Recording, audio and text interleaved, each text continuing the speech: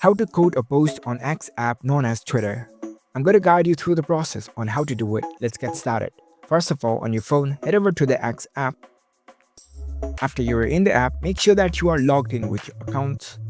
Once you are logged in, you will see this kind of app interface. Now, in order to code a post, head over to the post that you want to code. Let's say if you want to code on this post, at the bottom of the post, you can see this icon over here. Tap on this. Now you'll be prompted with two different options, repost and code. Select this code option. Now you can add your code over here. Write the message that you want to. Once you are done, you can tap on this repost button in the top right. So there you go, you have successfully coded on a post. If you want to re-verify this, you can head over to your profile, and in your timeline it will show up over here. It will show the post that you have coded on. So that's how you can easily code a post on Twitter. If you found this video helpful, don't forget to give this video a thumbs up and subscribe to our channel for more tech tips. Thank you for watching.